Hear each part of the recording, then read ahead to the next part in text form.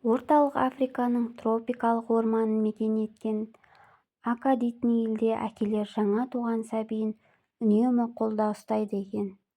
Жоқ дегенде жарты күн арқалап жүреді екен. Адамзат баласы ойлап тапқан қауымдастықтарда балаға мұншалық көп уақытын арнаған ел жоққа тән. Бұл заманауи әке мен шешенің теңдігі дейтін сынақ емес. Бұл ғасырлар бойы қалыптасып келе жатқан игі дәстүр. Бұл дәстүрге ең алғаш болып мән берген антрополог Барри Хьюлетт. Ол бірнеше жылын Ака тайпасында өткізіпті. Шақалақ туа салысымен әкесінің ықыласына бөленеді. Әкесі көтеріп қолға алып, құшағына басады.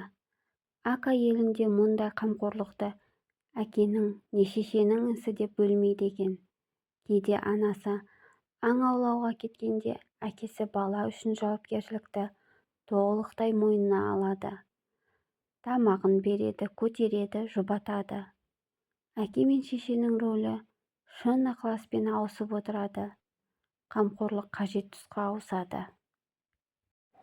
Қазіргі заманда балаға қарау негізінен тек әйелге таңылған. Еркек үшін ол міндетті емес құбылысқа айналған. Ара-тұра әкелер қол ұшын созса, әйел атаулы алғысын жаудырып әлек болады.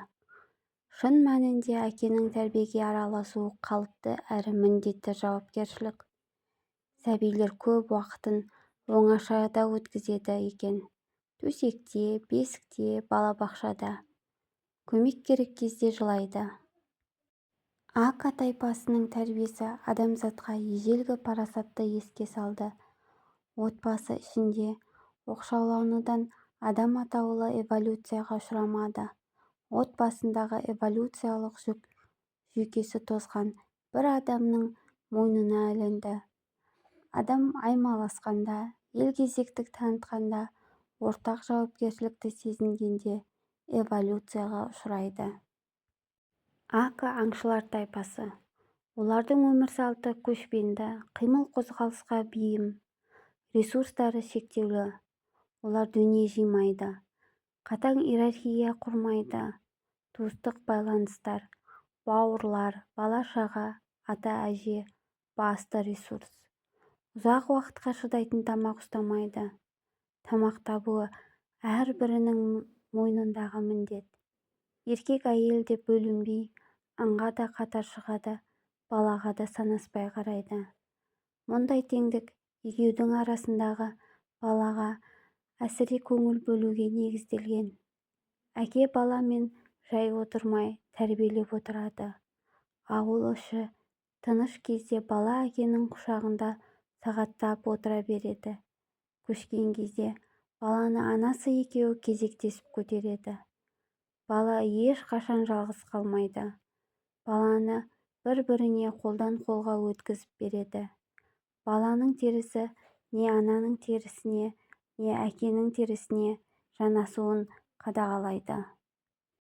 Бала жыласа дереу жұбатады. Ака елі әлеуметтік сынақ жасаудан аулақ. Бұл дәстүр кезінде көптеген өркениетке тән болған. Егер балаға деген қамқорлық ықыласты, ортақ, тұрақты болса, бұл баланың тез дамуына, санасының зейінді болуына ықпал етеді. Баланы жалғыз қалдырып, жылатып қоймайды. Өз-өзінен қояды демейді. Оларға лезде жауап қатады, қолға алады, қасында ұстайды. Қазіргі заманның тәрбиесі бұл дәстүрден алшақтап кетті.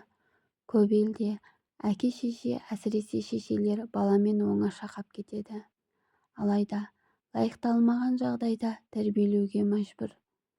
Балабақшада бала көп, жұмыс кестесі баламен көбірек уақыт өткізуге кедергі, ал қамқорлықты кейде шектен шығу деп қабылдайтынымыз бар. Алайда зерттеулер бала әке-шешесімен жақын қатынаста жақсы дамитынын көрсетіп жүр. Баланың қасындағы ересектік, елгезектігі балаға өте пайдалы екен. Ака тайпасы мұны ежелден білген, әлі де сол дәстүрден айнымаған. бір жасқа дейінгі баланы әке-шешеден ажыратуға болмайтын кезең екенін олар өте жақсы біледі. бір жасқа дейінгі құшақта өскен сәби әлем қауіпсіз жер екенін сезінеді. Ака тайпасының тағы бір өнегесі бір жасқа дейінгі сәбиді жылатып, қарап отыруға болмайтынын көрсету. Баланы қолға алу керек, балаға жауап қату керек, үнемі қолынан ұстау маңызды. Ака тайпасының ата-аналық міндеті ерекше екен. Бәлкім қазіргі заманның тәрбиесі қалыпты көнеден келе жатқан қалыпты тәрбиеден алыстаған шығар.